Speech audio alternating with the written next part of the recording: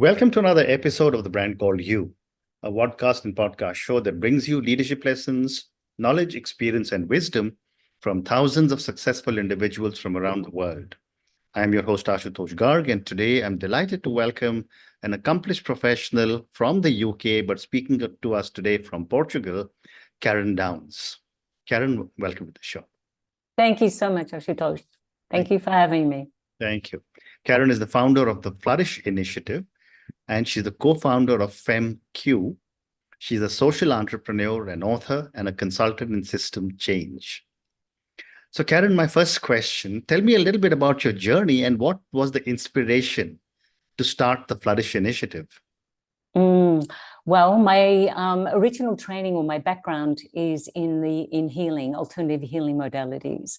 So I didn't finish high school. I didn't go to university, but I started a company based in aromatherapy on essential oils. So I had a very strong leaning to spirituality. I studied Rudolf Steiner's work in anthroposophy, and then went into healing. And I built a company based on returning healing to the healers, which was women, and the alternative options with aromatherapy.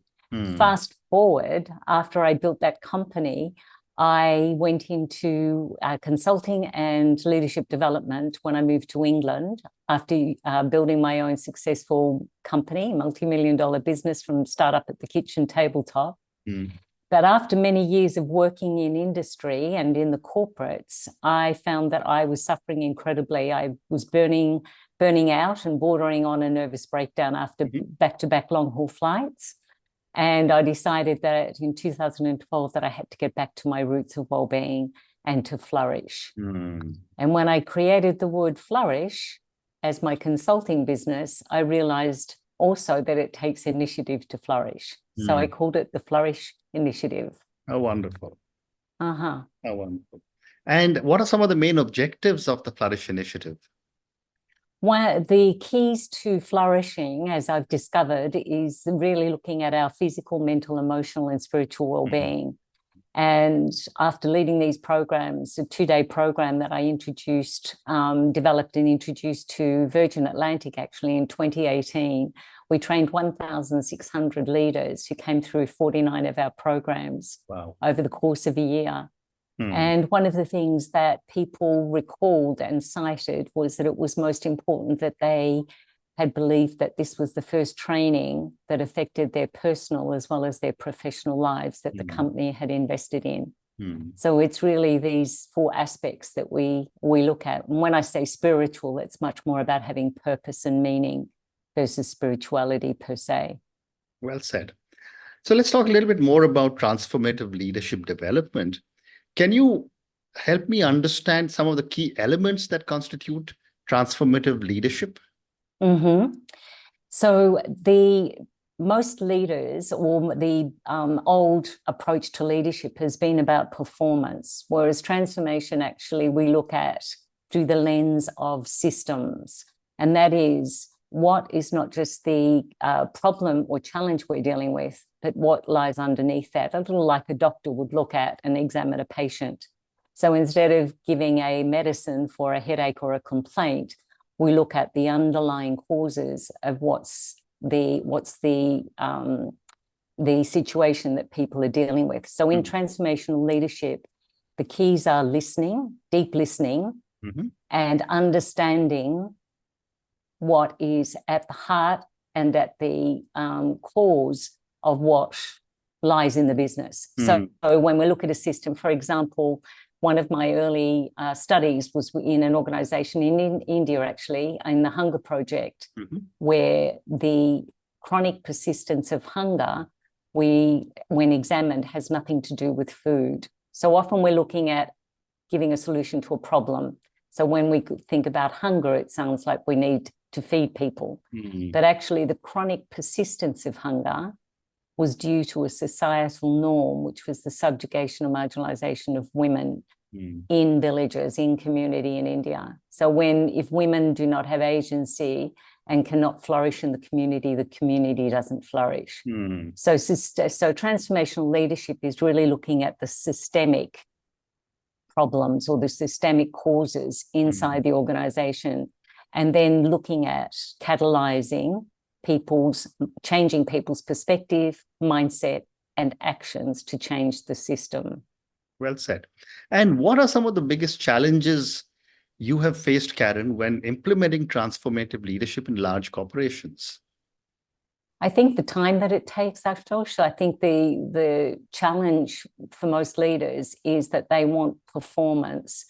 And when I speak about flourishing and transformative leadership, we have to look at the seasons, which is what Mother Nature does to flourish. So businesses don't want winters, which is when we hibernate. Correct. Businesses want perpetual summers, harvest after harvest after harvest. Right. So one of the challenges that I think leaders have is not allowing for rest and restoration of their people, a reflection on where the business is at, and pausing long enough to evaluate what is needed, what is emergent in the current change or the current field of change, and how we respond to that change. Well said. And that takes patience, and it takes perseverance, and it takes deep listening to the people and the situations that we're challenged by. Amazing. And, you know, when I was preparing for my conversation with you, I also came across the 12 virtues of soulful leadership that you talk about. Tell me a little bit more about this concept and what is its impact on leaders? Well, I think the main thing to say is that it is the heart of what I see as transformation, is going deeply into the qualities of what I refer to as soulful qualities. Aristotle spoke of eudaimonia, which is also another word, the old word for flourishing. He spoke about the virtues. Many of our ancient philosophers and spiritual teachers have spoken of developing these higher human qualities. So for me, these 12 virtues are seeds of potential that we need to develop. So if you like, we speak about having more compassion in leadership these days. Right. And most people would agree, except they don't know how to develop compassion. So this 12-week program that I lead, we start with devotion. And the first virtue of devotion is being devoted to something that's bigger than ourselves, giving ourselves to what matters most, bringing our heart, our intelligence, and our efforts for the greatest impact for what matters most to us. Often devotion is related to a religious context, but the way that I introduce these very old principles in a modern day interpretation is to develop these higher qualities of which great leaders carry, such as Mahatma Gandhi, Martin Luther King, these great leaders, Jane Goodall, and we've seen evidence of this in the more recent times of Jacinda Ardern in New Zealand as Prime Minister when we went through the pandemic. These are the sorts of qualities that we now need in our leaders of today, responding to the crisis we're facing. So it comes back into these soulful qualities. Well said. Well said. And, you know, you also speak about purpose-driven leadership. Tell me a little bit more about the importance of purpose-driven leadership in today's business environment. I think what I see now is that it's often spoken about purpose-driven leadership, but not a lot of people are in touch with their purpose. Again, spending time, mindful, reflective time, and coming to what matters most. And purpose-driven is much more than profit-driven. So purpose-driven is coming back into the purpose of the business, the value it adds, the consumers that it touches, and the people inside the business. And now what's required is authenticity in terms of how the business leader brings about the values and embodies those values and brings about a higher purpose to make a difference on the planet. And I think the younger generation now, more than ever before, are looking for purpose-driven businesses and leaders who are authentically living by the values of the organization and true to themselves. Yeah, well said. And you also talk about feminine intelligence. And why is it important in leadership? So I think best to give you a background to that name, the organization we created, which was founded by 3 colleagues and myself back in 2015.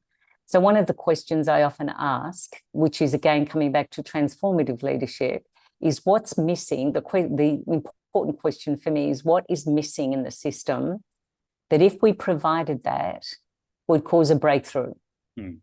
So what I saw after working in corporates, oil and gas and mining for 7 years in the very big extractive industries around the world is I saw that the women were missing, but also the feminine. Now, the feminine qualities is what all of us, all genders have access to. But because they've been seeing the word feminine has been seen as something soft and ineffectual in organizations, these qualities have been diminished or degraded and really left out of our leadership qualities that we admire and valorize. So much more of the masculine of competition, logic, strategy, and much more of the left brain, whereas the relational aspect of our humanity and our brain is in the right side of the right hemisphere. So I refer to feminine intelligence as something one that is orientated much more to the right brain, building relationships, creativity, and inspiration and intuition that we desperately need now when we tap into our instinct and intuition. But also the feminine, which one is accessible to all genders, but also what I've been studying and researching recently is the science behind the intelligence of our biology. So we all came from the body of a woman. We all have a mother that we came from. And that hosting for 40 weeks is an amazing intelligence in the biology of a woman. So because science hasn't examined or evaluated this type of intelligence, I speak about it much more publicly now to give a value to this side of our humanity that's been diminished. I think it's a very important aspect to the conversation of diversity, equity, and inclusion in corporates. We speak of that as a measurement or quotas, but in fact, we need to develop these higher levels of intelligence and bring back the softer and powerful parts of our deep care and systemic thinking, which tends to be more feminine than the masculine of much more narrow and left brain. Very well said. Great response. Thank you. I have time for 2 more questions relating to transformative leadership, and then I want to talk about another segment. My next question for you, Karen, is what role does emotional intelligence play in transformative leadership? I think the emotional intelligence, it plays an incredibly important role because our emotions govern 90% of our decisions. And of course, that's been much more acknowledged and scientifically evaluated over the past decade. I think the emotions that we are responding to or reacting from determine many of our decisions. And I think that self-regulation, the regulation of our nervous system and our emotions and our triggers is critical in transformative leadership. Because if we're reactive versus responsive, we will not make the best decisions. So emotional intelligence is incredibly important. And as I speak about feminine intelligence, it's also strongly connected to our emotions. Well said. And I would imagine with feminine intelligence is also the incredible sixth sense that a lot of women have. And I have a lot of respect for that. Yes, indeed. But moving to my next question, Karen, what advice would you give to aspiring leaders who want to make a significant impact in their organizations? I think it's step number 1, it's listening to your people. Correct. Step number 2 is speaking from a committed response and stand for what matters most and leading the company from a higher purpose and embodying the values that the company stands for. Often, the values are articulated like wallpaper on the wall, but not lived by the leaders. I think also the other thing for transformation is what is often not spoken about is business rituals. So we all have patterns of and habits that we operate by in our daily lives. It gives us efficiency and effectiveness. Those patterns where we don't have to think about what we're doing, they're just automatic responses. We know how to get ourselves to work. We know how to drive our car. However, a ritual is something very different. And when I built my company, which was very successful, as I mentioned, with no business degrees or academic training, it was all based on my intuition. And we would have business, this is what I now call feminine intelligence. We would have business rituals where we would start the day, we would all sit mindfully, meditate, bring our intention to the day and what we wanted to bring. And every meeting, we had purpose and outcomes for our meetings. Most people I know don't have these rituals or practices to give space for people to actually be authentic and also to listen to the concerns in the organization. So I think the deep listening, business rituals, and being able to bring people on board to shift their mindset to a higher sense of purpose versus the everyday of driving the business with performance, trying to extract the most out of individuals who work in the organization. I think if people don't feel that they belong, if people don't feel like they're being witnessed and valued, they will never perform at their best. So we're really looking for spaces where we have psychological safety, where people can speak out. And a lot of research has been done on this aspect of psychological safety now. Thank you. Let's now move to another segment of our conversation, which is on burnout and mental breakdown. And you've done a lot of work in this area. Karen, what, in your view, are some of the most common causes that cause burnout in large corporations? I think I would refer back to the business rituals, where there is an absence of rituals, which gives people pause. So most companies I work in have back-to-back Zoom calls. They have back-to-back meetings, and there's no pause for people to integrate the information they've just observed. They don't know why they're showing up to the meetings. So they show up and they keep saying yes when they're requested versus giving them permission to say no. So I think this persistence of saying yes to everything, having to drive people's mental capacities to extremes, whereas there is not a consideration for what we need to process. We are not computers that run constantly. We're human beings that need relationships. We need space. We need time to digest and integrate information. So I think that's what I see is the biggest, is the drive for performance without considering, if we use parallels of athletics, we are all running marathons in our careers, yet we're not doing the training and building the true deep resilience to actually be effective. So one of the things I speak about is building resilience, which is capacity, not just competency.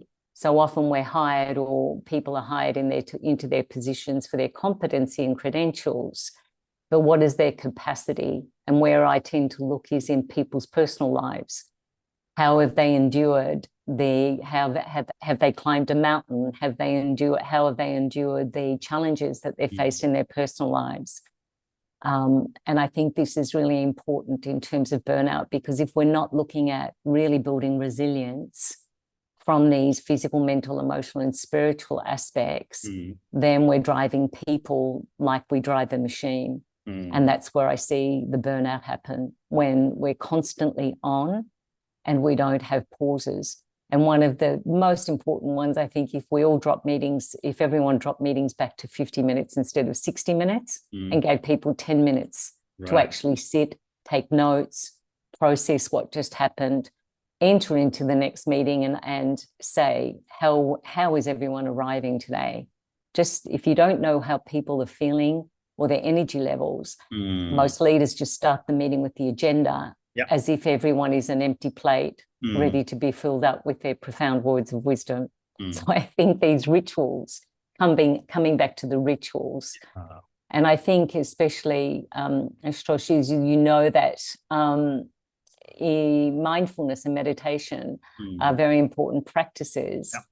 We don't need to do that in business, but we do need to be mindful of space and pace versus running like a sprint for the duration of a marathon is not possible.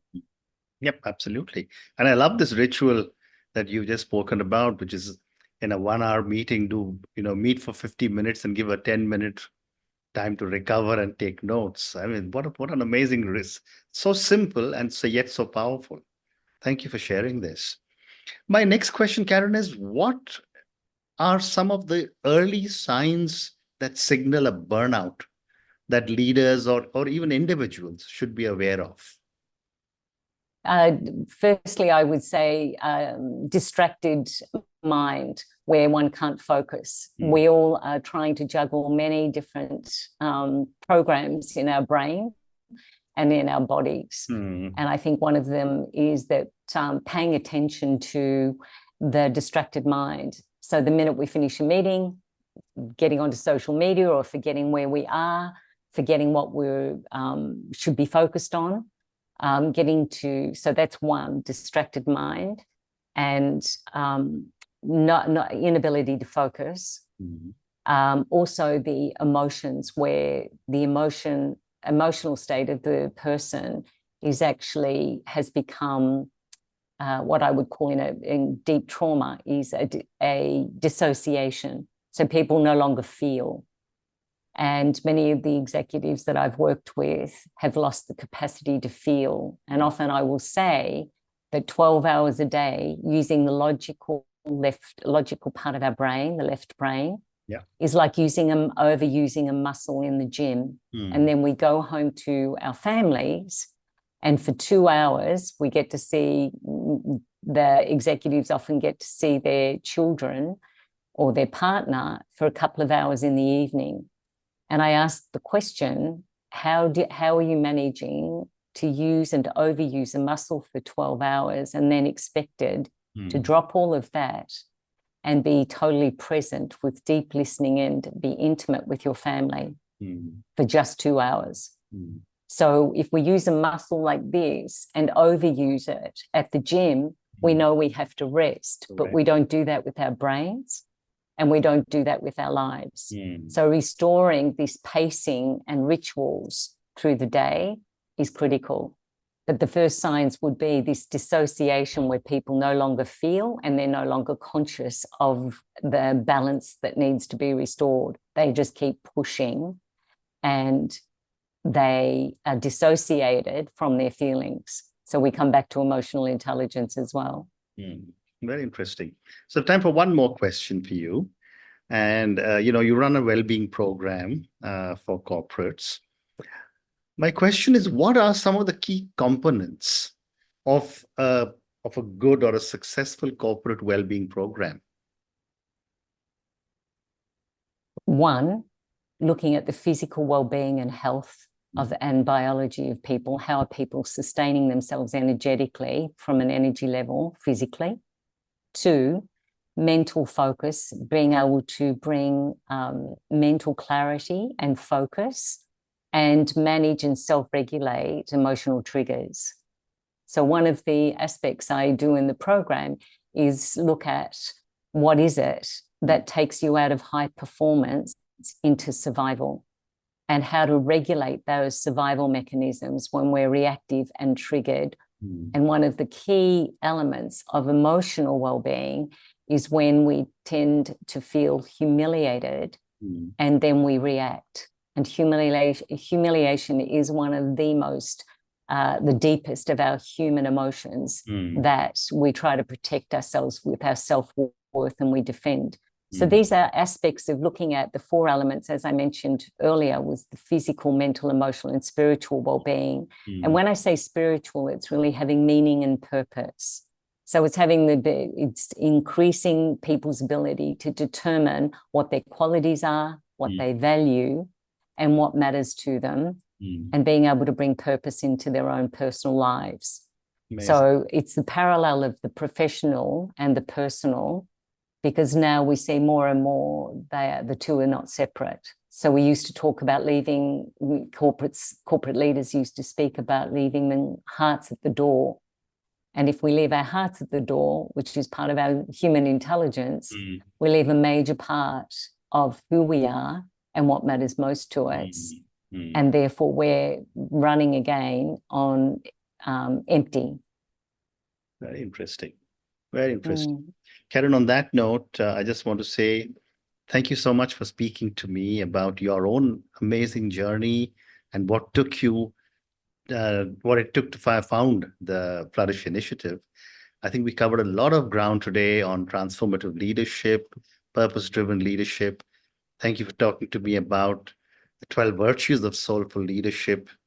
And I just love the way you keep going back to how important it is for us to rest our minds through meditation, through mindfulness, and so many other spiritualities, another area that you believe in a lot. Thank you also for speaking to me about burnout and mental breakdown, which seems to be something which is impacting every young individual today. Thank you for speaking to me, and good luck to you. Ashutosh, thank you so much for having me. Thank you. Thank you for listening to the Brand Called You videocast and podcast, a platform that brings you knowledge, experience, and wisdom of hundreds of successful individuals from around the world. Do visit our website www.tbcy.in to watch and listen to the stories of many more individuals. You can also follow us on YouTube, Facebook, Instagram, and Twitter. Just search for the Brand Called You.